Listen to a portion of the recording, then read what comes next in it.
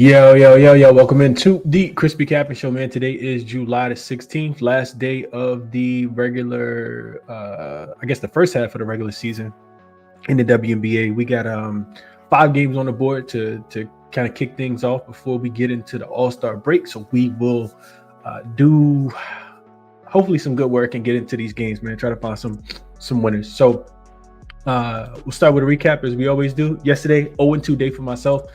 Indiana, Connecticut, over 165.5. The game finishes 3 points under the total. A lot of missed shots, of course. A lot of pace. Not a lot of pace after the first quarter. First quarter looked great, 26-27 or 28-27. And then I think Connecticut scored 35 points in the second half. So that was a loser. And then the Mystics, after a 3-game winning streak in a big letdown spot, absolutely get the doors blown off by the Sparks. First cover for the Sparks after a win all season. First time they've won back-to-back games all season.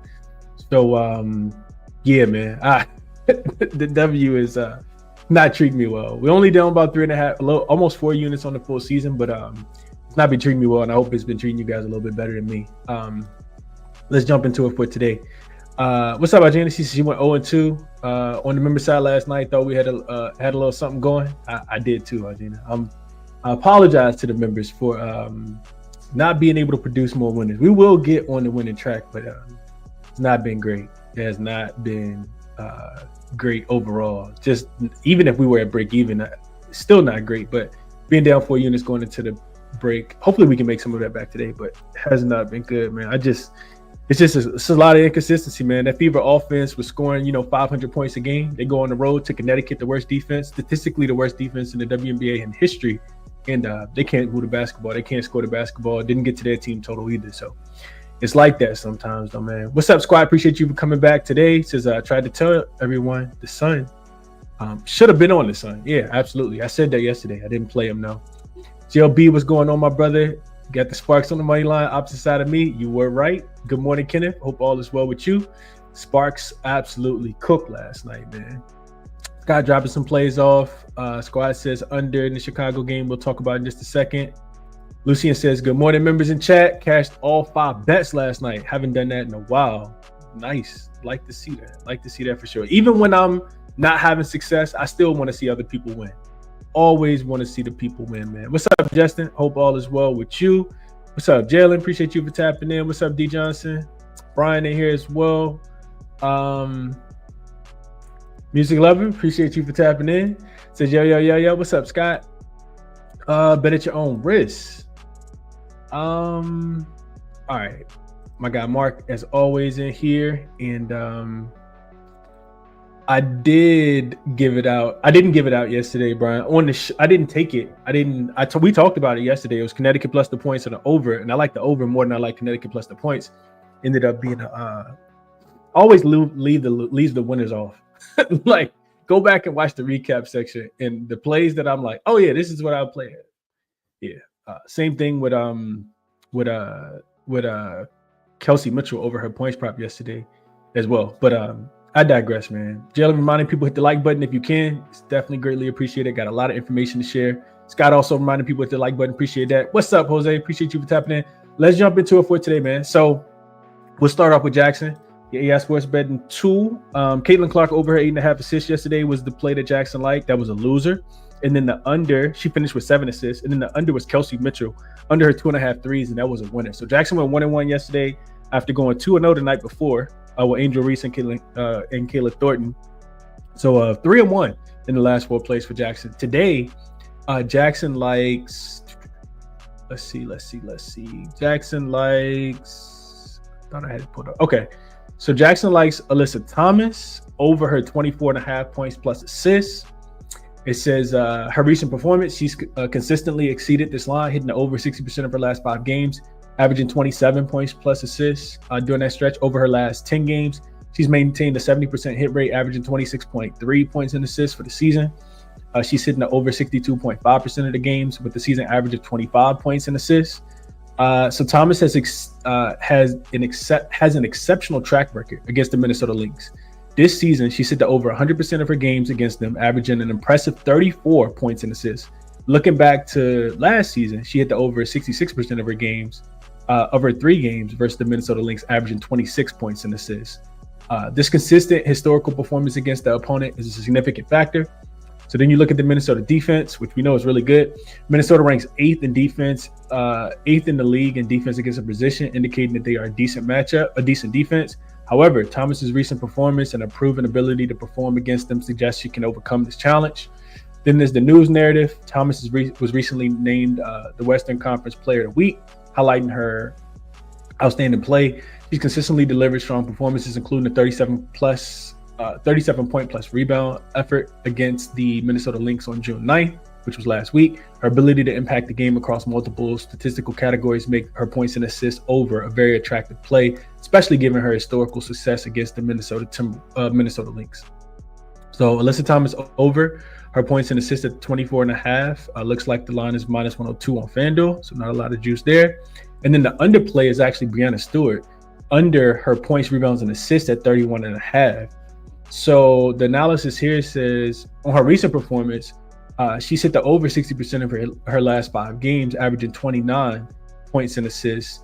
Her season average of 29.9 points, rebounds, and assists is below this line.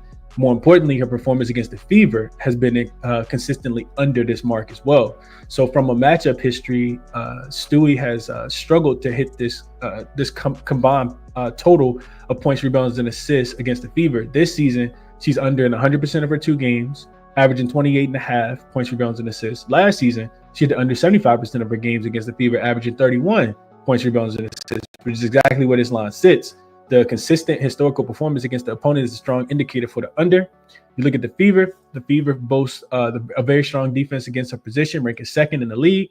Top tier defensive matchups significantly favors the under, as they are adept at limiting the production of players like Breanna Stewart in a role. News narrative. Stewart recently had a quarter day on Tuesday, according to Coach Sandy Bardello, indicating she might be managing her workload ahead of a busy post-All-Star schedule.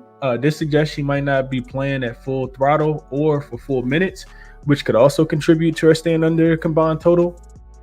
So Stewie under 31.5. I like that news narrative piece. The under 31.5 points, rebounds, and assists for Breanna Stewart, and Alyssa Thomas over her 24.5 points and assists are the 2 plays that Jackson liked today. As always, link is in the description if you guys want to check Jackson out for your own analysis on honestly anything, because Jackson can help you with any sport, team total, side, player prop, whatever it is that you want to look for. So that's that. Let's jump into the matchups for today. So we do got an early start game. I think we got 2 early start games today. This first one is one of them. This is the Atlanta Dream and the Chicago Sky. This line opened yesterday at 5 in favor of the Chicago Sky. I'm sorry, in favor of the Atlanta Dream. It started to move, of course, because Ariel Atkins, who missed the second half of the last game against the Minnesota Lynx, is out. And Angel Reese is also out in this game. Ryan Howard on the opposite side for Atlanta is also out. So line has moved 5 points, 2 possessions. Do I really want to be laying this many points? I'm going to be honest with you guys. Do I really want to be laying this many points with the Atlanta Dream on the road? No. Do I expect Chicago Sky to take a humongous step backwards? Kind of, sort of, yeah. Because there's no Angel Reese, because there's no Ariel Atkins, who's been these 2 players have been powering the offense. This total opened 162.5, and it's actually down to 158.5 now. I think if I had to play, probably a look towards the under is what I would play. So yeah, that's I think what I would be looking at in this game. Atlanta is 3-7 against the spread in their last 10 games. They have beaten Chicago 3 straight times, twice this season already, 8 of the last 10 matchups as well. They've also covered 7 of the last 10 matchups. But Chicago, cover machine, right? We just don't know how much they're going to cover without Ariel Atkins and Angel Reese. So it's a difficult game. I don't want to be laying this many points with Atlanta on the road. I think Camp Day game, Chicago may be able to keep it within the number. I'm just not sure.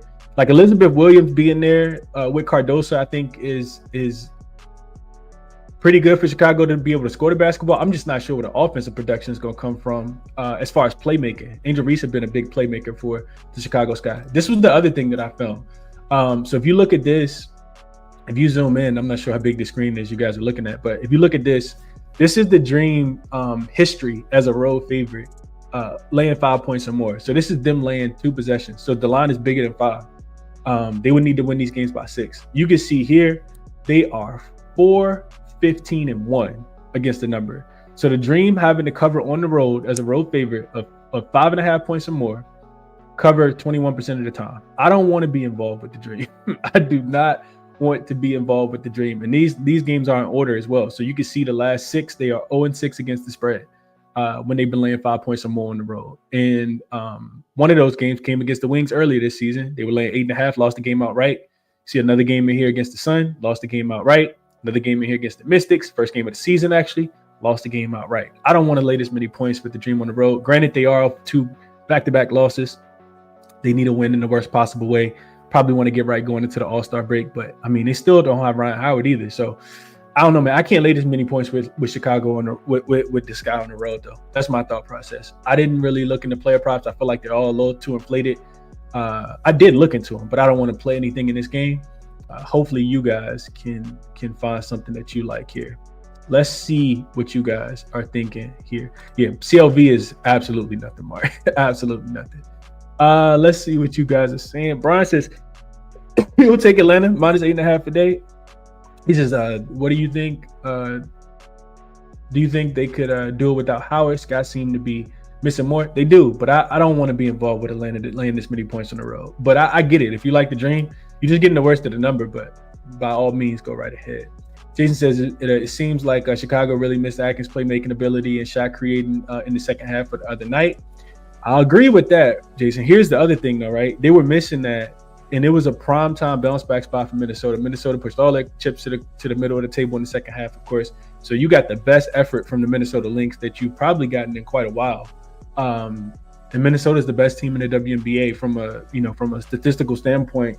Probably, not even a statistical standpoint, but just in general, Minnesota's probably the best team in the WNBA as currently constructed. So the Atlanta Dream not as good as the Minnesota Lynx. We got to keep that in mind as well, right? Like, who did these teams play last? Minnesota has covered 8 of their last 9 games before Eric Atkins went out. So I don't know. Just take that with a grain of salt. It says Mr. Reese today speaks for itself. I agree with that. Fernanda says, you think the game goes under? I kind of think it goes under, but 158.5. It's a super low total. Last year, I'll tell you guys this real quick too.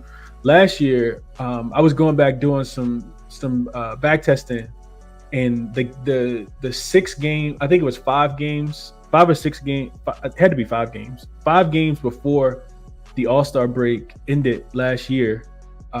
So the last day of the regular season before the All-Star break, all of the games went over. It was 6. I think it was 5-0 to the over, 6-0 to the over last season. So you saw teams kind of let up defensively, really just wanting to get to that break, especially the players that are, get to go on vacation, kind of like the NBA players that get to go on vacation. I was in DC last year for the Atlanta Dream in the, I think it might have been the Indiana Fever last year. What was that, 2 years ago? I forgot who the Atlanta Dream were playing. They might have been playing no, it wasn't Dallas. I can't remember who they were playing, but I remember they were talking about the players just going straight to the airport. Like, they can't wait to get out. Like, they just want to go. They need a break, and I get it. So defensively, it scares me a little bit, but I don't know where the offense is going to come from Chicago, though. That's the other thing. What's up, Trey? Appreciate you for tapping in. Wild Drink says, I'm taking the over. Kind of like over a little bit more, too. Gina says she'll just bet Atlanta team total up and over 83.5. God said he played under. Ron says Atlanta has won by 11 on the road, 1 in their last 10 games. You can see that. That number is right. Let's see. That number is right here. No. I'm sorry. That's not it. I don't even see it. Maybe they weren't. Maybe they were a dog. This says that Atlanta has not won by 10 points on the road since May the 14th, 2016. Right here, if you guys zoom in, it's the last time they got a 10-point win on the road as a favorite of 5 points or more.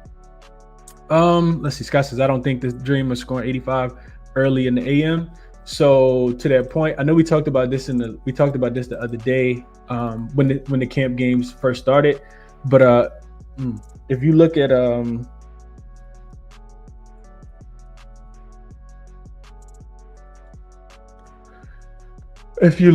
camp games, the ones that start before 1 o'clock, are typically under games. I'm sorry, 73, 57, and 3 to the under. So about 57%, 56.2% to be exact, of those games do go under the total. So far this season, we saw the Fever and the Valkyrie game go under.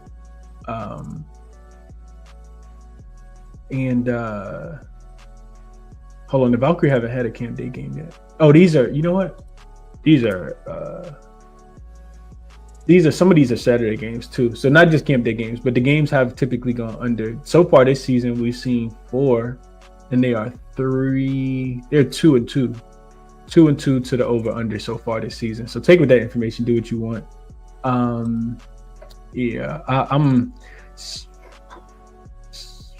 Chicago's not playing a lot of defense. I'll say that. Chicago has not been playing a lot of defense at all. And they turn the ball over a lot. But is Atlanta going to force the turnovers? That's the thing you got to ask yourself. Trey says he'll take Alicia Gray over her 8.5 rebounds and assists. Looks good. I'm feeling risky road though. I'm taking her over 2.5 3-point makes as well at plus 120. She's had back-to-back bad shooting games, and you can't keep my girl Alicia down too long. Yeah, she should have a big game. Her points is at 19.5. I was like, man, that's a little high. But it makes sense because Chicago Sky are not a good defensive team. Even though they have been covering, it's more so been with their offense. What's up, Free Sauce? Appreciate you for tapping in. Mark says he played -6.5 over 160. Don't like this game now. I'm with you. I'm with you. Dream or under, honestly. Big Mel says, what else should I say? I'm trying to get through most of the comments. I'm not going to. What up, PZ? Appreciate you for tapping in. Lou says, double digits with the Dream is a nightmare. And I'm right there with you. What up to my guy, Sai? Lucian says, Sky cover. Rachel hit 60 points in her college game. About to let her cook tonight. We'll see what they're going to need Rachel Benham to knock down some shots. The other thing you got to remember is this. Atlanta is one of the better 3-point defensive teams in the WNBA as well. So, and Atlanta's been going over. Like, they played in so many overs recently. That's the first thing I looked at yesterday was the over. I was going to bet over in this game. I still got the notes for it, but I can't pull the trigger now that, Angel Reese is out and Ariel Atkins is out. But Atlanta's 8-2 to the over in their last 10 games. Opponents are 7-3 to the over playing Atlanta last 10 games. So Atlanta's not playing any defense. Chicago's also 7-2-1 to the over in their last 10 games. They play back-to-back overs against Minnesota. Atlanta's 4-1-1 to the over with the rest advantage, including 3 straight overs. Chicago's 5-2 to the over in revenge spots, including 5 straight overs. So this was a spot where I wanted to play over too, but I couldn't play over. Not with the injury news coming in. There was something else that I found for Chicago. Oh, Atlanta just 2-6 straight up, 0-8 against the spread if they're facing a team they previously covered against. So they typically it's a big letdown spot for Atlanta in this spot. So it'd be Chicago plus the points or nothing for me, but I probably won't be involved here. Let's move over to the next game, which is the Mercury and the Lynx. So this is the other early start time game. This is 1:00 start. The next one starts in about 20 minutes. So we're gonna speed up because I do kind of I gotta get a workout in. I want to try to watch a little bit of that game, maybe make a live bet. So Phoenix and Minnesota is another one that moved a lot, right? This opened 6.5. It's now up to 10. I think I saw 10.5. Yeah, it's still a 10.5 out there as well. So a lot of money coming in on the Phoenix Mercury in this spot. The total has dropped. It opened 161.5. It's down to 158. I did a show yesterday with Cal. Shout out to my guy Cal. Me and Ski were on Cal's show last night, and I said that if I was playing this game, I would play under. The total was dropped a little bit. I didn't play it, and I would only take the points with the Phoenix Mercury in this spot. So so if you like Minnesota, which don't let me talk you off, you're just getting the worst of the line. But if you like, let's start with the injury report. So I forgot to mention that the reason why the line has moved is because Kalia Copper and Satu Sabli are out. Akoa Makani is also out for the Phoenix Mercury, so they're gonna be down 3 starters. I think that is pretty big. If you like the Minnesota Lynx, here's something that you do like. You like that Minnesota has revenge. They just lost to the Phoenix Mercury. They are that was last week. They're 2-0 straight up and against the spread in revenge games this season. We just saw what they did to Chicago, beat Chicago by 13 points. On an 11-point spread, and they beat Washington after losing the Commissioner's Cup game by 17 on 11.5-point spread. So don't be afraid of these big spreads if you like Minnesota. Here's the reason why you shouldn't like Minnesota, in my opinion. First of all, starting with the Phoenix Mercury, this is a team that plays with a lot of pride. They're 7-3 against the spread in their last 10 games. They don't seem to really lay their head, like put their head down or, feel sorry for themselves when they're down players. They typically play, really good basketball still. We saw what they were able to do in Golden State the other day with Alyssa Thomas in the game winning free throw. They're 7-3 against the spread in their last 10 games. They've covered all 3 matchups against the Minnesota Lynx so far this season. And for Minnesota, it's their first game back home after a 4-game road trip. It's also their 5th game in 8 nights. So I don't want to lay this many points with the Minnesota Lynx. Minnesota's also 2-5 in their last. I'm sorry, 2. They've only covered 2 of their last 5 games.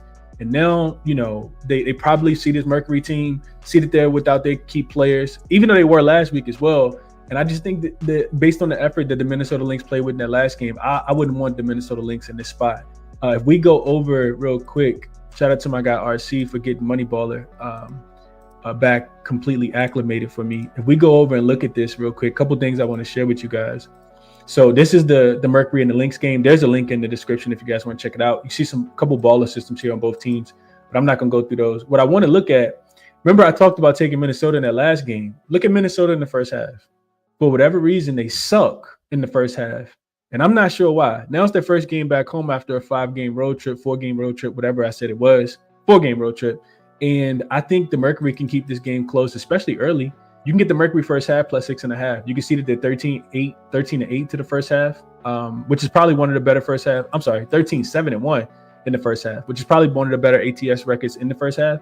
And the Minnesota Lynx are an abysmal 6-14-2 in the first half. Now, as a home favorite, they're 5-1, but I think Minnesota, third quarter, they're the best team in the WNBA. They just really struggle in the first half for whatever reason. Just struggle, really struggle. You can see their team total in the first half at home. They just don't shoot the ball well. You see that, right? 6-3-2 to the under on their first half team total. So maybe even the first half team total under. I think the Mercury got Alyssa Thomas, but they also got DeWanna Bonner now as well. So that may be one way that I would look in this game. And I would definitely be taking the points, the plus 10. Before I was laying the points, and I'm not going to really touch the total now because, like I said, it's dropped. But those would be the looks that I would be playing in this game. And Jackson also likes Alyssa Thomas over on her points and assists. She is an absolute bulldog and can definitely, just kind of get going, and then you're out back. So we shall see what happens with that game. Let's see what you guys are thinking about this one. We'll jump back to the next. Since says he'll take Chicago team total over in that last game. Let's see. Free Sauce says we're going Brittany Griner over 5.5 boards plus 105. She averages 6 on the road, no Reese, and on a 2-game losing streak. As long as she sees 20 minutes, she should clear this line. I don't know, Free Sauce. I never want to take Brittany Griner over her boards. I was actually looking at Brittany Griner points under, because now they've moved the line from 9.5 to 10.5. She's under that number. I was looking at it earlier. I didn't even it is on my super short list, so I didn't even mention it to you guys. But Brittany Griner, let's just look real quick. So her points prop, like I said, at 10.5, she's under in 62% of her games so far this season. She's actually gone under in 3 of her last 4 games as well. And I still think even without Angel Reese there, they still got Elizabeth Williams, who probably is a starter on a lot of teams in the WNBA. And Cardosa. So I think Brittany Griner goes under her points prop today. I think she could struggle. Could be another Bree Jones game, but don't let me talk you off. The boards, I never really take Brittany Griner on her boards, but she has gone over in back-to-back games 8 and 10. So best of luck, Free Sauce. I hope you cash it, bro. Appreciate you for tapping in, Christian. What's up, Markel? He says I'm not feeling this guy. Bet first half now. First half money line now. Miss Reese is out. She is out.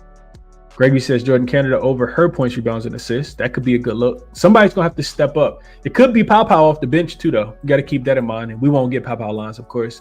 But somebody will have to step up without Ryan Howard being there. So the play on Alicia Gray makes a lot of sense.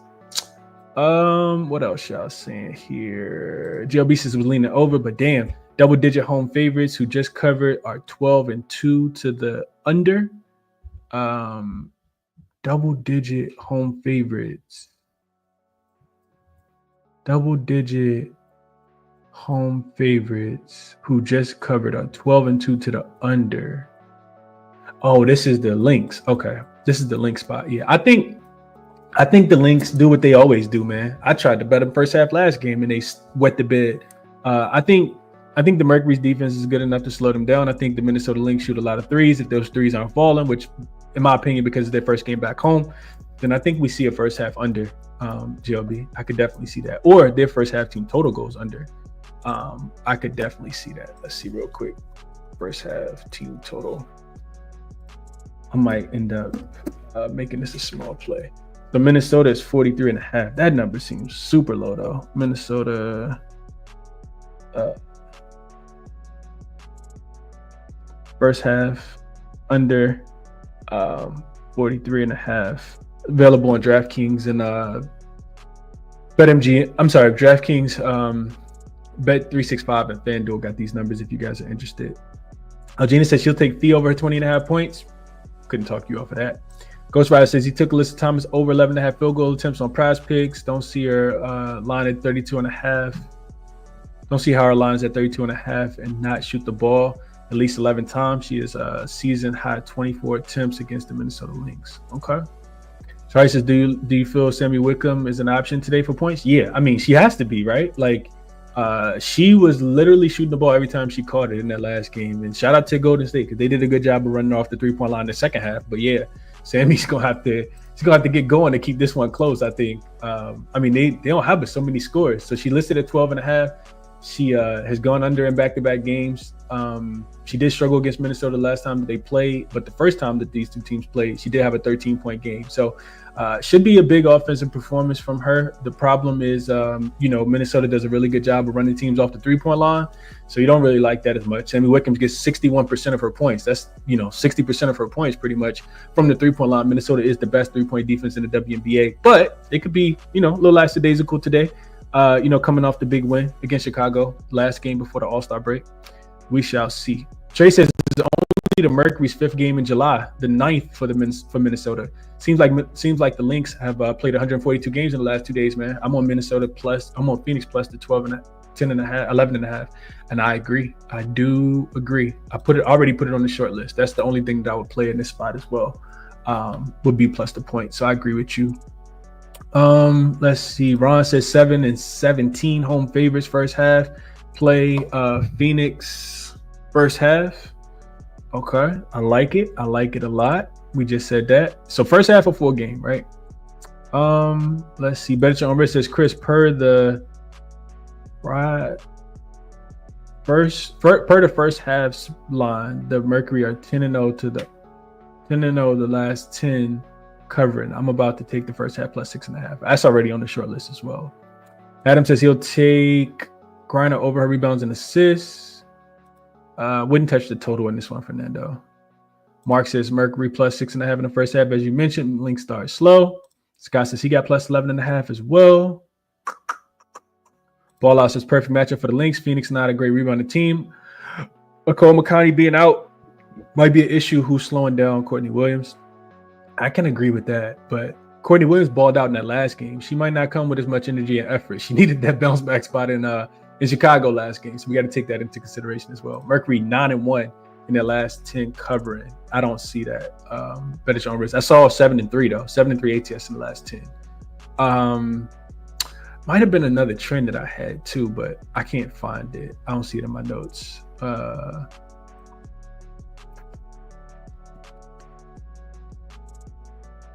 Okay, like that free sauce. All right, let's go with hit the like button for me if you guys can real quick. I'm gonna take a quick hydration break. All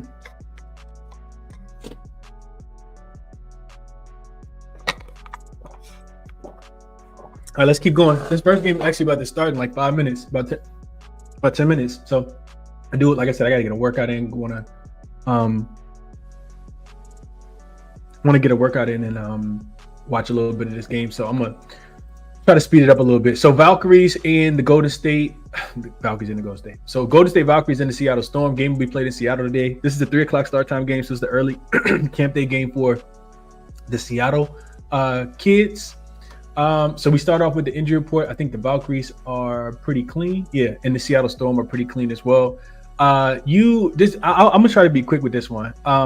I don't want Seattle because they are just really, really bad for whatever reason as of late. And they're really, really bad as a favorite. The Seattle Storm are. They are in a really advantageous spot, though. So Seattle is in a double revenge spot, right? They've lost to the Valkyries twice already this season. And absolutely got smoked in both of those games as well. The first game, they were laying 10.5 in Golden State. They lost the game by 7, I think it was. And then I think it was 78-71. Then the second game, 2 weeks later, exactly 2 weeks later, they go back to Seattle. They go back to Golden State, know what to expect from the crowd, and they still get blasted. They were a 5-point favorite in that game. They lost by 24. 24-27. I think it was 24. So you got a double revenge spot here. You also got a nice little bounce back for Seattle because they're coming off a loss as a favorite against the Washington Mystics the other day as well. I just don't want to lay this many points with Seattle. I don't want to lay any points with Seattle, especially at home. For whatever reason, they are not good at home. They are, let's see what I put in my notes. 0-3. Seattle's 0-3 ATS coming off a loss as a favorite if they're playing at home the next game. So typically, you want to bet on a team that's at home if they're coming off a loss, not the Seattle Storm for whatever reason. Golden State's actually 3-1 straight up, a perfect 4-0 against the spread if they're facing a team that they've already beaten this season. The teams that they beat the first round, they beat them the second round, include the Sparks, the Seattle Storm, the Indiana Fever, and they covered against the Las Vegas Aces in that last game as well. So they've covered every single spread. It's a really, really difficult spot, man. You would think Seattle could muster up and beat this Golden State team, but they have not been able to do so, man. So I couldn't quite get there. The other reason why I don't want to take the Valkyries, though, and I think I put this in. I think I have this here. Let's see if I do. I do. So I want to share this with you guys as well. This trend here is a team playing at least 4 of their last 5 games on the road. And they're a dog on the road in this game as well. You can see the ATS number, not very good. They only cover about 46% of the time. However, if you look at this season, right? So if you look here, actually 6-0 straight up, 6-0 against the spread, 4-2 to the under. And I do think the under is the best play. I don't trust Seattle offensively there. I think 10th best offensive rated team over the last 5 games. The Valkyries are the second best defensive rated team. Seattle's been playing some pretty good defense, but just hasn't been able to score the basketball. I don't trust the Valkyries offense on the road either. So I do think the under is the best play. Problem is the under, the number is gone, right? I talked about this last night on Cal's show. Open 160.5 is now down to 150. I think 157.5 is the number now. Actually 156.5. So the best of the number is gone. First half under, I think, is also in play. You just never know with the Golden State Valkyries volatility on the offensive end. They can come out, have a great first half, and then absolutely get smoked in the second half and not be able to score the basketball. So I really don't know what to do with this one. What I do like in this trend, if you like the Valkyries, though, is you see the ATS numbers in this column right here. Outside of it being 1, 2, 3, hold on, let's do this. So 1, 2, 3, 4, 5, 6, and no, this season is also 7, 8, 9, 9 and 1 over the last 10 instances. Says that even though the team is playing at least their 4th straight road game in their last 5 games, if they're a road dog, they have been covering recently. Full length of the thing, you see that it hasn't been, and it is a little bit of an overtrend as well, 55.8% to the over. So I'm not sure what to do with this game, man. Seattle should show some kind of pride and win, but I can't put my money on it after getting smoked back-to-back games against the same Valkyries team. We'll see what adjustments they make, though. Let's see. Golden State first half a swish. Think they can keep it going early.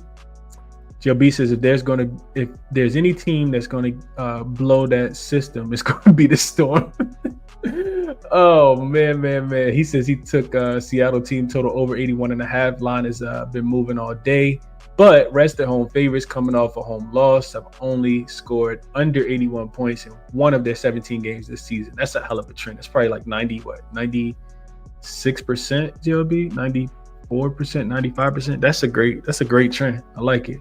Hope you cash it too. Let's see what else you guys are saying here. Mark says he'll tail that play, taking the team total over. Mark says he'll get in on the Valkyries early. A lot of people have been playing Valkyries early. I get it.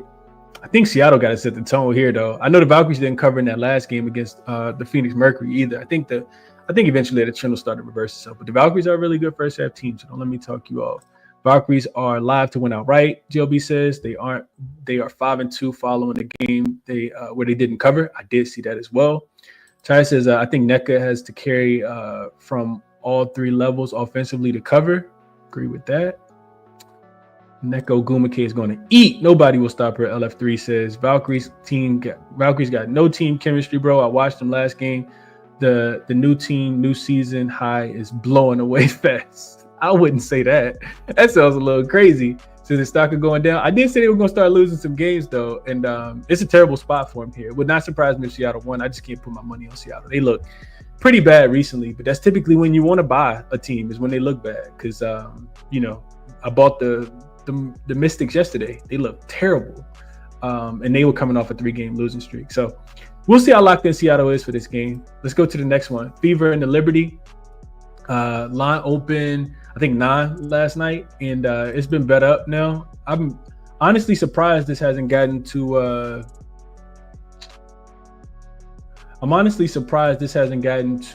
11. Let me just double check real quick. Yeah, 10.5 actually on BetMGM, and I'm just waiting. I want the Fever in this spot. I do want the Fever. We start with the injury report. Caitlin Clark is listed as game time decision. I would imagine that Caitlin Clark doesn't play. If anybody watched that game throughout its entirety yesterday, it was about less than 2 minutes left when she threw a pass, got an assist, and then kind of started to cry a little bit. She hurt her groin, and you hate to see that, especially right before the All-Star break. The Indiana Fever have been super precautious with Caitlin Clark throughout the full season, so I would imagine she's not going to play on the second leg of a back-to-back going into the All-Star break where she can get some extended rest. Groins are absolutely nothing to play with, so I would imagine she's out. Jocko Jones continues to be out for the New York Liberty. She is supposed to return after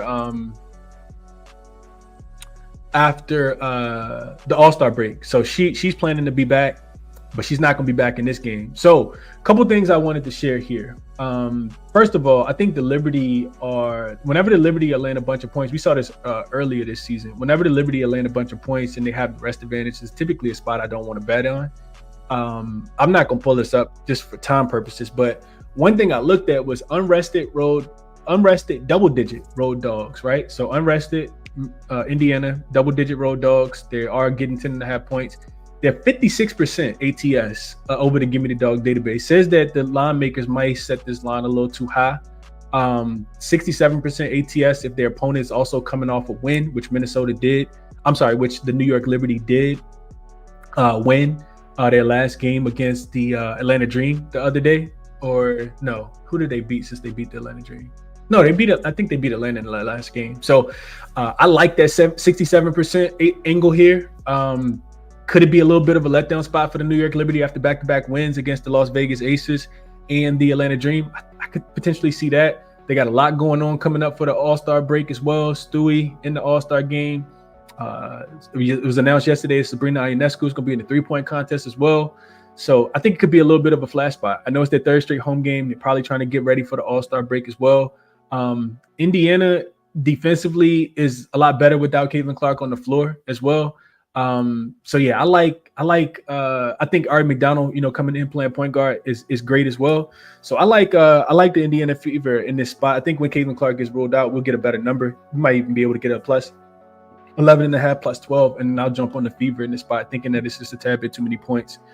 As far as player props, I did send one out here. I'm gonna go over to Outlier really quickly. I also got to get the game turned on. Even though I don't think it's started quite yet. All right, so we go over, and I should have played Kelsey Plum over her in points, rebounds, and assists. I told y'all she was like 9-1 to the over. I didn't even bet it. Like an idiot, man.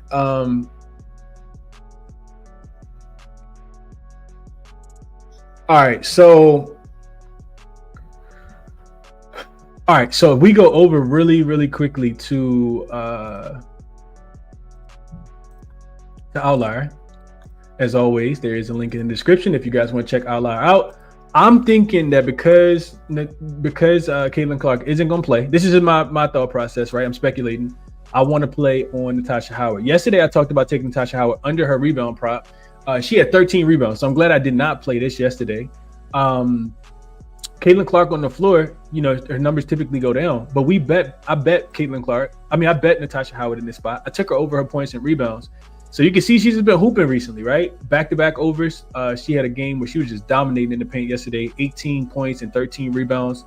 Before that, 20 and 2. So she's done well in the games, even with Caitlin Clark, but these 4 are the ones without Caitlin Clark, right? So last 8 games, she's 6 and 2 to the over. If we go ahead and filter this to games played without Caitlin Clark, who I'm thinking is going to be out today, you can see that she's been crushing this number as well, right? 4 straight overs.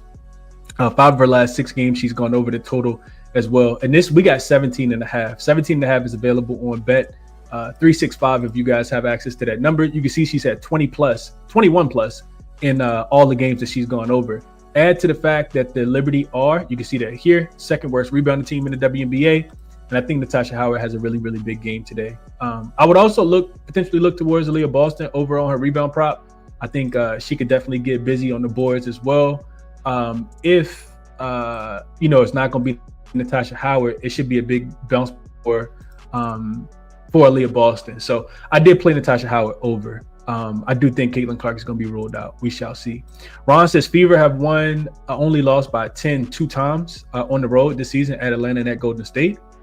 Like that. Ron says he likes Indiana plus 10.5 as well, under 165. I like the under as well.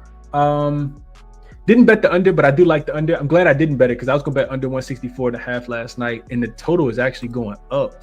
The Fever, I think, will play a little bit slower without Caitlin Clark, and I just really don't want to lose another total bet, honestly. So I think I like the total. I like the spread a little bit more than the total. So I probably won't play the total in this one. It actually coming back down to 163.5. So best of the numbers gone. This was 165 yesterday. Let's see. Caitlin Clark for sure not playing. If you're a player prop guy, look for Ari before it's official. Yeah, I think Ari was listed too. Let me just double check real quick. Ari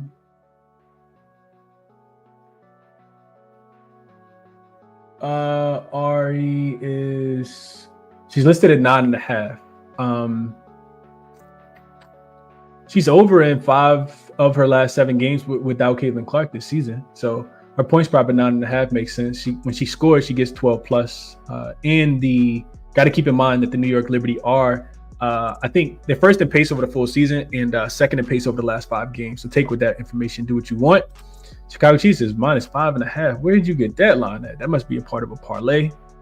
GLB says interesting spot that backs my previous trend season. So this year without rest, total greater than 160. What is that, GLB? Let's look at that real quick. So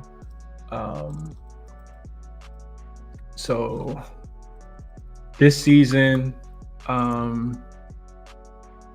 rest equals 0 and total is greater than or equal to, so greater than 4 and 4 over under 6 and 2 ATS fever spot. Okay, so it's a fever spot.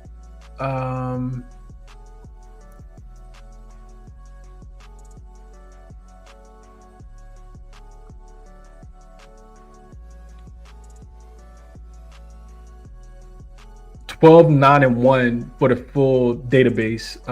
GLB 57%. I like that. I like it a lot. It's definitely been cashing for sure. Last 4 times, 5 of the last 6 as well. I like that a lot. And then the other thing I wanted to look at was I feel like we had this earlier, right? We had the Liberty, and their opponent was unrested. It came against the Mercury early this season, and they lost the game outright. Yeah, that was the only time that this happened so far. The Liberty, I also wrote down that the Liberty at home with the rest advantage this season are 5-1 to the under, I think it was. I think I got it in my notes already. But I'm going to just look it up since I'm already right here.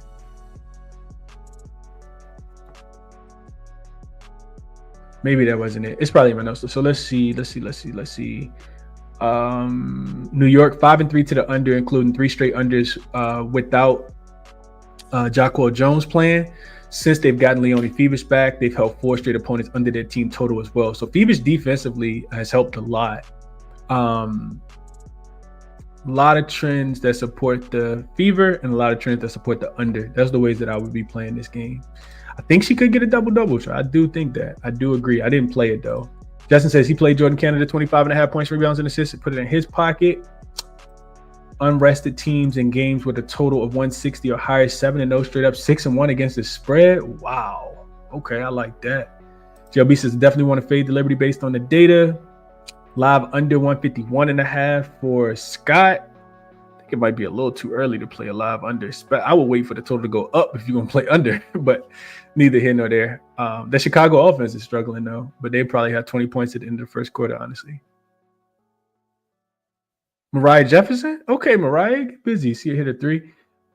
Who has a better chance of who has a better chance to hit Sabrina over 2.5 threes or Sophie over 1.5 threes?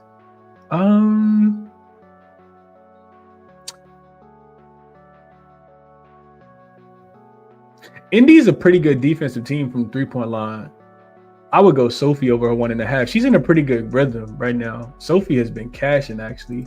Her 3-point prop, you said 1.5. She has, in games without Caitlin Clark, she's under in back-to-back games, though.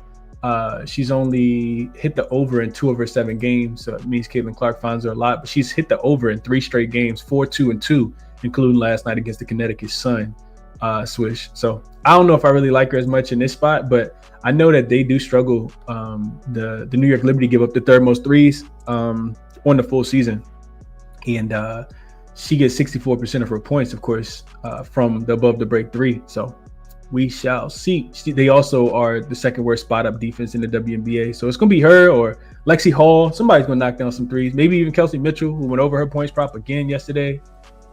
She could be saving her big game for today too. So yeah, that's my thought process there.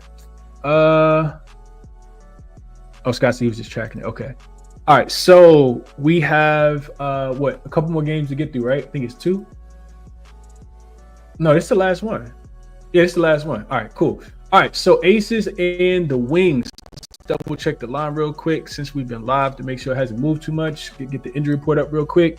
So Aces will be pretty healthy. No Cheyenne Parker-Tyus, who's missed the full part of the season so far due to paternity leave. And Dallas should get Dejanay Carrington back. She's listed as questionable. She did go through practice yesterday. And then Maddie Siegrist is only person that's out for the Dallas Wings. So this is one of those games, right, where I'll tell you guys, it may sound crazy to take the Dallas Wings in this spot. It may sound crazy to want to bet the under because the Las Vegas Aces scored 104 points, and they did that at home against the Valkyries offense. The Valkyries defense. The Valkyries, second best defensive team in the WNBA. They gave up 104 points to this Aces team. The Aces have not been good on the road, though, man. They have not. They're actually 7-3 to the under in their road games. 8-3 to the under in their. 7-3 to the under in their last 10 games, and 8-3 to the under in their road games in general. So the Aces offense has not been great. Dallas defense has been actually the worst defense. In the second worst defense in WNBA, behind only the Connecticut Sun in their last few games. Their first game back home after a 3-game road trip, they didn't win any of those games. They didn't cover any of those games. All of the losses were by 11 points or more. Just a pathetic effort, especially in that Sunday game on prime time. The early ESPN slot against the Indiana Fever. They were on pace to give up 128 points. I was tweeting about it. Vegas has dominated this matchup against Dallas. They won by 4 earlier this season. But they were laying 5.5, so they didn't cover that spread. They're 8-2 to the over the last 10 times the D teams have played, including 5 straight overs. I couldn't push the button to press the over, though. This total actually opened at 172.5. It's only come down.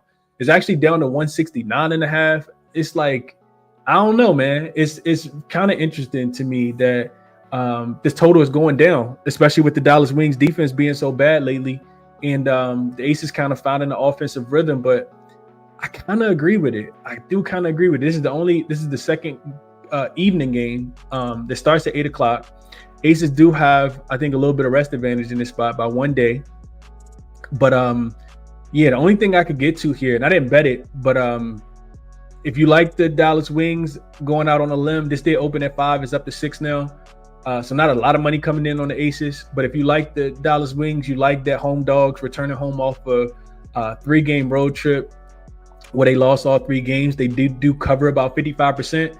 We got to remember something about Dallas. Yes, they did just lose 3 straight games in a row. Yes, they look pathetic in all of those games. Yes, this is a super young team, and you're relying on Paige Beckers and JJ Quigley and Arike Gumbawale, who came back in that last game and looked absolutely atrocious as well. We took her under on her points, and she didn't even score. So that's the easiest bet I think I've ever won in the history of sports betting in general. But the thing about the Aces, like I said, they haven't necessarily. They're actually the second worst covering team in the WNBA. So it's not a team that typically covers on the road. And then the Dallas Wings, right, lose to Indiana, lose to Chicago, lose to Phoenix. Like I said, 11-point loss or more in all of those games. But the last time the Dallas Wings were at home, they beat the Phoenix Mercury 98-89. They were getting 11.5 points in that spot.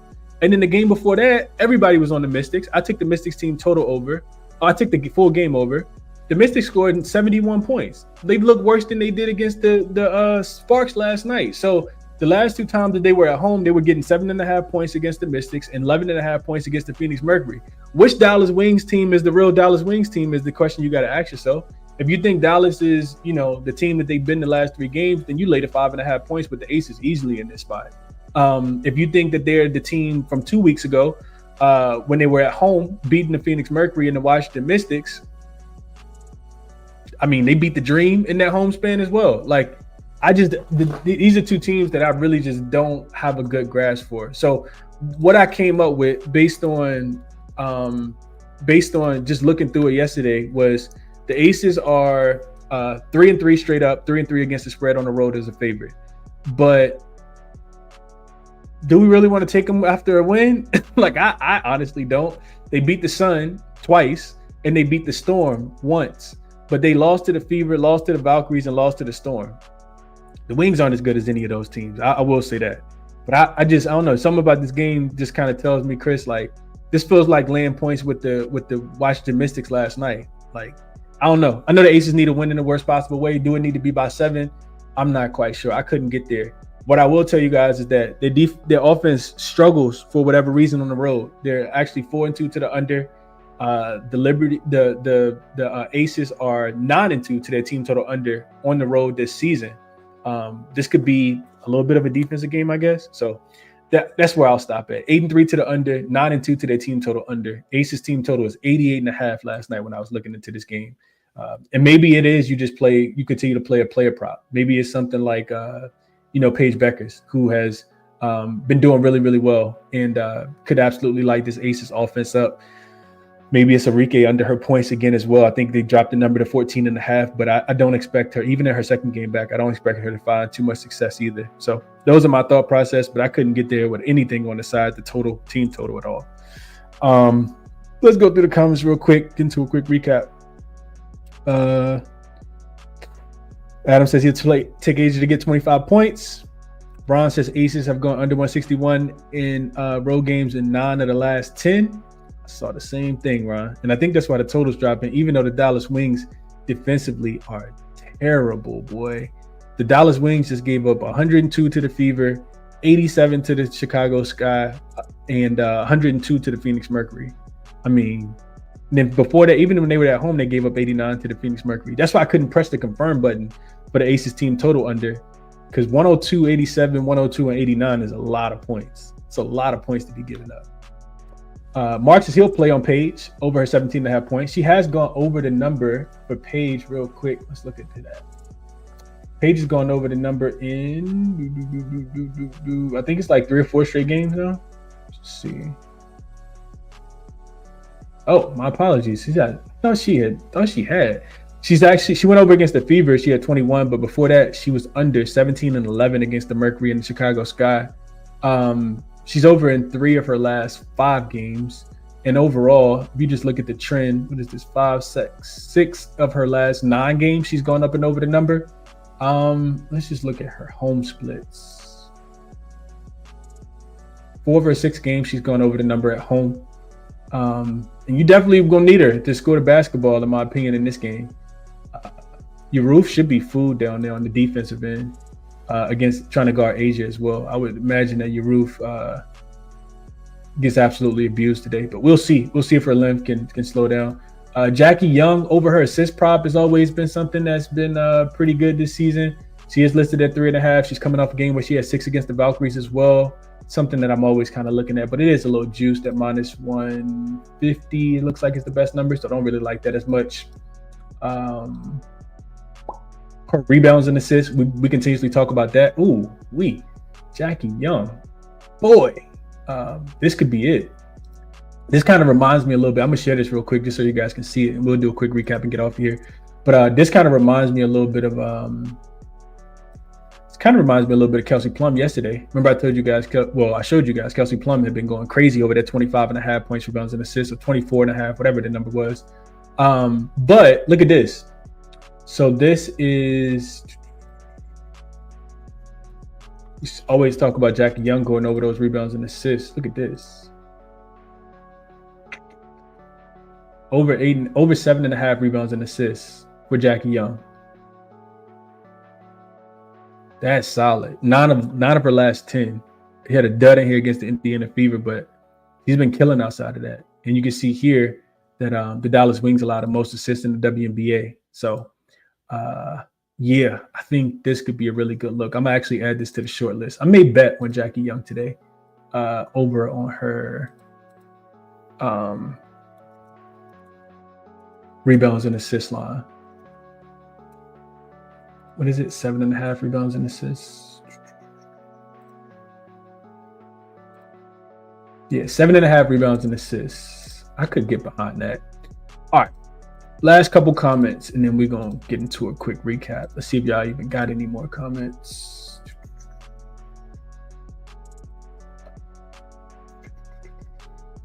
Las Vegas minus 5.5 for me. Dallas super inconsistent, like you said. I say they keep it up today. Those inconsistent games have come on the road, though, right? But I get it, though. I get it, man. What up, G421 says, what up? Got to catch the stream on the rerun. Lean Aces minus 5.5. Ron says Aces on the road have won about 6-2 of the last 10 games. And this is the same thing I'm saying, man. Ball out says he'll go Wings plus the 6. Favorite better today. Okay, that's contrarian, but I kind of want to be with you, Ball out. Dallas Wings defense is so bad. And Enrique being back don't help. Appreciate you for tapping in as always, Lightbird. Justin says he likes Beckers with Mark.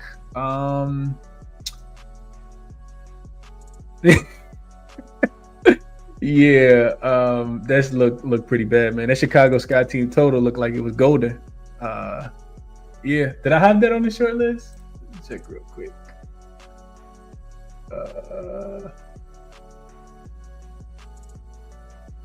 I can't even find it. Let's just see real quick.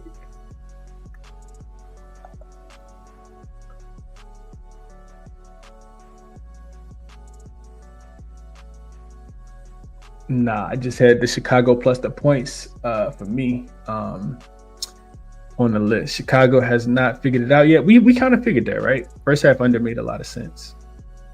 Like the over should be a lot of guard play tonight. Okay. Like the Mercury with the points, me too. All right, so getting into a quick recap of the things that we just talked about. Natasha Howard is what I played over her points and rebounds. This number is 18.5 on most books. It's up to 19.5 on a couple books, but Bet365 before we started the show had it at 17.5. So I did bet that. I won Chicago. If I was going to play this game, I was going to be Chicago plus the points. That don't look like it's working out at all, but we'll see how the second half goes. We know how these games go. And then Phoenix first half and full game, they both make too much sense not to want to play those. With the Mercury coming back home, first game after a 4-game road trip, and a little bit of a letdown spot after beating Chicago Sky in that last game. Indy plus the points is something that I'm going to wait for because I think when Caitlin Clark gets ruled out, this number will continue to grow. And I would lean towards the under in that game as well. And I like Jackie Young over her rebounds and assist line. The Seattle game is something that I'm going to honestly just stay away from. I don't want to bet the game. And the total is already moved. It's dropped 3.5 points from open or 4 points from open. So I don't know. We shall see, man. Whatever it is that you guys bet, though, I hope you guys cash it, man. Do me a favor, hit the like button for me on your way out. Sign up link for all the plays that I make is in the description, as it always is. Resources, as always, are in the description as well. Check out Outlier, Money Baller, Odds Jam, all of the resources to help you cap the games. Again, Jackson likes Alyssa Thomas over her 24.5 points and assists. And Jackson also likes Breanna Stewart under her 31.5 points, rebounds, and assists for today as well. Catch you guys in the next one, man. Enjoy the break. I know I am. I'm about to get out of here for a little while, man. Get out the crib for a little while and be back sometime this weekend. So hit the like button. Enjoy the the break. Subscribe to the channel. Turn the notification bell on. And I'll catch you guys in the next one, man. Y'all enjoy the rest of the week as well. Bye.